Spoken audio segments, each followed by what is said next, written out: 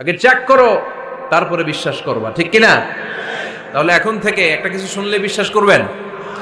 একজন এসে বলল, ভাইজান আপনার মেয়েরা দেখলাম আরেক ছেলের সাথে বাজারে ঘোরাফেরা করে, ওই রমনার বটমূলে দেখলাম আপনার মেয়ে আরেক ছেলেরে নিয়ে ফষ্টি নষ্টি করে, লোকের কথা বিশ্বাস করে বাসায় যে মেয়ের চুলের মধ্যে ধরে মাইর, আইজো মার কাইলো মাইর। এরকম হইতে পারে না? হয়তো ওই লোক আপনার মেয়ের মতো দেখতে আরেক মেয়েকে দেখছিল। এরকম হয় কিনা সমাজে? একজন এসে বললো, ভাই আপনি এখানে ভাবিরে তো দেখলাম ওই জায়গায় আরেক লোকের সাথে ঘোরাফেরা করতেছে, খবর রাখেন না বাসা? আপনি রেগে মেগে, ঘটনা কি?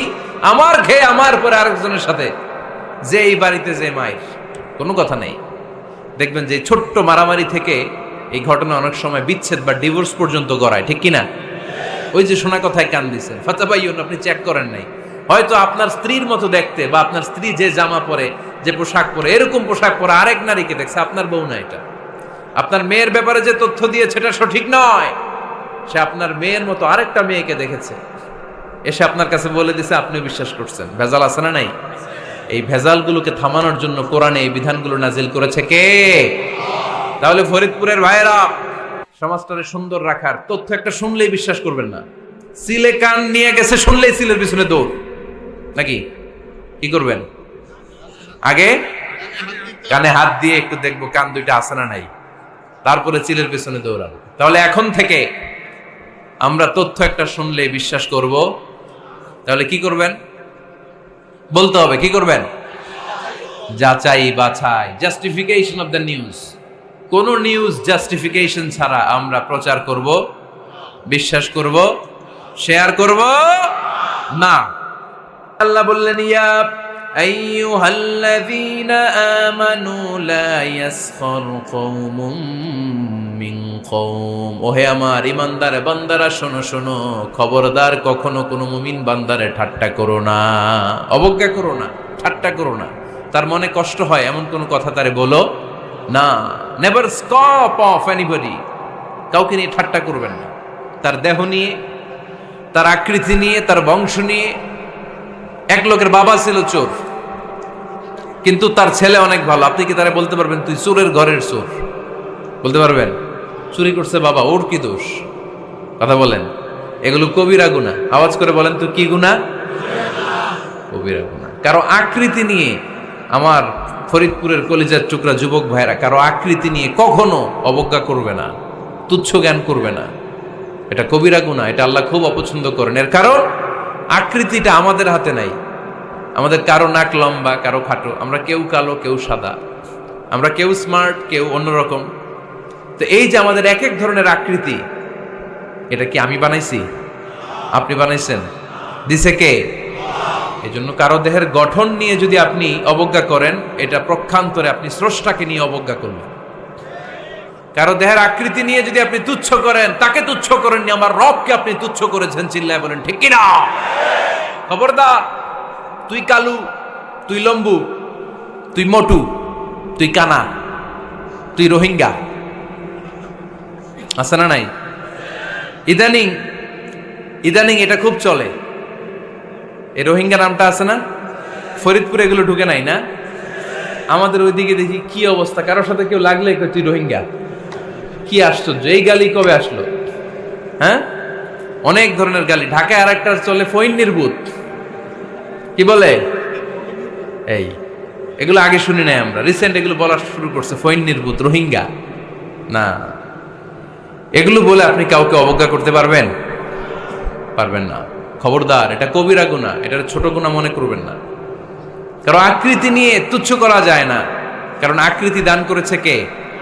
হুয়াল্লাযী ইউসাউইরুকুম ফিল আরহামি কাইফা ইয়াশা লা ইলাহা ইল্লা হুয়াল আজিজুল হাকীম। তিনি এমন সত্তা যিনি তোমাদের চেহারার অবয়ব দিয়েছেন, তোমাদের আকৃতি দান করেছেন তখন যখন তোমরা মায়ের পেটের ভেতরে ছোট্ট জোকের মতো ছিলা।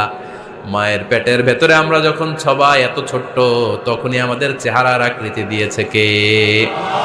কে সুন্দর হব, কে ছেলে হব, কে মেয়ে হব, কে মোটা হব, কে চিকন হব আমার ইচ্ছা হয়েছি? আওয়াজ করে বলতে হবে, কার ইচ্ছায়? প্রত্যেককে যদি আল্লাহ প্রত্যেকের নিজের চেহারা ডিজাইন করতে দিতেন, আল্লাহ যদি বলতেন তোমার চেহারাটা কেমন হবে তুমি ডিজাইন করো, তাহলে আপনি আপনারা কেমন বানাতেন? হ্যাঁ বলেন, ফরিদপুরের ভাইরা বলেন, সুন্দর করে বানাতেন তাই না? সবচাইতে স্মার্ট, সবচেয়ে সুন্দর করে আমি আমার চেহারাটা বানাতাম যদি আমাকে ডিজাইন করার সুযোগ দেওয়া হতো। কিন্তু এই সুযোগ তো আল্লাহ দেন নাই। ডিজাইন স্বয়ং করে দিয়েছেন কে? কোন নারীকে যদি আল্লাহ বলতে এই নারীরা তোমাদের চেহারা কার কেমন লাগবে তোমরা বানাও, প্রত্যেক নারী কি করতো? বিশ্ব সুন্দরী করে নিজেকে বানাতো। খুদ ধরার মতো কোনো জায়গা সে নিজের জন্য রাখতো না, ঠিক কিনা? কিন্তু এটা আল্লাহ দেন নাই। এই আকৃতিটা আমাদেরকে সরাসরি দান করেছেন কে?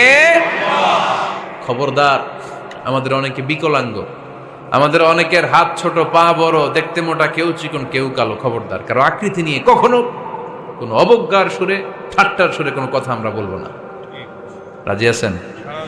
সবাই রাজি আছেন? আল্লাহ রাসূল সাল্লাল্লাহু আলাইহি ওয়াসাল্লামের এক সাহাবী ছিল, নাম ইবনে মাসউদ রাদিয়াল্লাহু তাআলা আনহু। উনার পায়ের নলা ছিল খুব চিকন, অস্বাভাবিক চিকন, স্বাভাবিক না।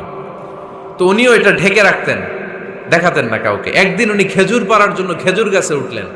খেজুর গাছে ওঠার পরে নিচ থেকে সাহাবারা পায়ের চিকন নলা দেখে ফেলছে। দেখে সবাই হাসি, সবাই হেসে কুটি কুটি। বিশ্বনবী বললেন, হেসো না, খবরদার, আমার ইবনে মাসুদের পায়ের চিকন নলা দেখে হেসো না। আমার ইবনে মাসুদের এই পায়ের চিকন নলা যদি মিজানের পাল্লায় উঠিয়ে দেয়া হয়, কিয়ামতের দিন উহুদ পাহাড়ের চেয়েও ভারী হয়ে যাবে। খবরদার, আমার ইবনে মাসুদকে আমার আল্লাহ অনেক পছন্দ করে, তার পা চিকন দেখে তাকে তুচ্ছ করো না। আল্লাহর হাবিব সাল্লাল্লাহু আলাইহি ওয়াসাল্লামের 11 জন স্ত্রীর মধ্য থেকে একজন স্ত্রী ছিলেন একজন স্থূল আকৃতির, অবিসিটি ছিল, একটু মোটা। ওনার নাম ছিল সাফিয়া রাদিয়াল্লাহু তাআলা আনহা। আম্মা জান আয়েশার সাথে একবার সাফিয়ার ঝগড়া। নবীদের বউদের মাঝে মাঝে মাঝে ঝগড়া হতো, তবে সেটা হতো মধুর ঝগড়া। সুবহানাল্লাহ পড়েন। আম্মা জান আয়েশা রাদিয়াল্লাহু তাআলা আনহার বাসায় একদিন বিশ্বনবী বসা ছিলেন। আরেকজন স্ত্রী, বিশ্বনবীর আরেকজন স্ত্রী রান্না করে কিছু খাবার আম্মা জান আয়েশার ঘরে পাঠিয়েছেন। এক দাসী দিয়ে বলল, যাও এটা আয়েশার ঘরে দিয়ে আসো, কারণ নবী আয়েশার ঘরে। আম্মা জান আয়েশা রাদিয়াল্লাহু তাআলা আনহা বললেন, এগুলো কি? ওই দাসী বলে, তরকারি। কে দিছে? অমুক স্ত্রী। কেন দিয়েছে? আমি কি রান্না করতে পারি না? তোমরা রান্না তোমরা খাও। এই কথা বলে পাতিল সহ উড়ায় মারছে চেহারার মধ্যে। এর কারণ ওনারা মানুষ ছিলেন, মানবীয় ব্যাপারগুলো ওনাদের মধ্যেও কাজ করত। আবার এক স্ত্রী ঝোল দিয়ে রান্না করে কিছু খাবার নিয়ে এসেছে। আম্মা জান আয়েশা রেগে মেগে ওই ঝোল নিয়ে ওই স্ত্রীর গালের মধ্যে মেখে দিয়েছেন। বিশ্বনবীর আরেক বউয়ের গালের মধ্যে ওই ঝোল লাগাই দিচ্ছে। এবার ওই স্ত্রী বিশ্বনবীর কাছে যেয়ে বলে, ইয়া রাসূলুল্লাহ, দেখেন আয়েশারে আপনি বেশি আদর করেন তো, দেখেন কি করে আমাদের সাথে। এই যে আমাদের গালের মধ্যে ঝোল মাখাই একেবারে মেকআপ বানাই দিচ্ছে। বিষ্ণু ইসা ইসলাম বললেন, তাই আয়েশাকে ডাকো। আম্মা জান আয়েশা রাদিয়াল্লাহু তাআলা আনহা আসলেন। আল্লাহ রাসূল সাল্লাল্লাহু আলাইহি ওয়াসাল্লাম বললেন, তুমি কি আমার এই স্ত্রীর সাথে এমন আচরণ করেছো? আম্মা জান আয়েশা বললেন, করেছি। কেন? আম্মা জান আয়েশা বললেন, তখন মেজাজটা গরম ছিল, এখন বুঝতে পারতেছি আসলে এই কাজটা করা ঠিক হয় নাই। এবার বিশ্বনবী বিচার করবেন। বিশ্বনবী বললেন, আল কিসাস, যেমন করা হয়েছে বিচার হবে তেমন। তোমার গালে যেমনি ঝোল লাগাই দিছে, তুমি একটু ঝোল নিয়ে আয়েশার গালে লাগাই দাও। সুবহানাল্লাহ পড়বেন না? ওই স্ত্রীও কিছু ঝোল নিয়ে আম্মা জান আয়েশার গালে লাগাই দিল। এখন দুইজনে হাসতেছে, বিশ্বনবীও হাসলেন, আরশের উপর থেকে খুশি হয়ে গেলেন কে? তো স্ত্রীদের মধ্যে মাঝে মাঝে এটা ঘটতো। সাফিয়া রাদিয়াল্লাহু তাআলা আনহা ছিলেন একটু মোটা। আম্মা জান আয়েশা বললেন, ইয়া রাসূলুল্লাহ, দেখেন আপনার মুটি বউ, আপনার মুটকি বউ, এই মুটি বউ বলে একদিন একটা গালির মতো দিয়ে ফেলছে। আল্লাহ রাসূল সাল্লাল্লাহু আলাইহি ওয়াসাল্লাম রেগে গেলেন, বললেন, আয়েশা এটা কেমন কথা তুমি বললা মুটি? আমার সাফিয়ারে তুমি মুটি বলে গালে দিলা রে আয়েশা। ইয়া আয়েশা লাকাদ কুলতি লা কালিমা লাউ মুজিজাত বিমাইল বাহরি লামাজাজাতহু। এমন একটা মন্তব্য তুমি সাফিয়ার ব্যাপারে করে ফেলেছো রে আয়েশা, এই কথাটা যদি সাগরের নীল পানির মধ্যে ছেড়ে দেয়া হয়, এই কথার পঙ্কিলতার কারণে, এই কথার কর্দমাক্ততার কারণে, এই কথার পঙ্কিলতার কারণে সাগরের সব পানিগুলো মুহূর্তের মধ্যে কালো হয়ে যাবে। এই কথাটা সাগরে ফেলে দিলে সাগরের নীল পানি পুরোটা কালো হয়ে যাবে। আয়েশা, খবরদার, কাউকে তুচ্ছ করে অবজ্ঞা করে কখনো কিছু বলা যাবে না। এই জিহ্বাটা এটা ভয়ঙ্কর একটা অঙ্গ।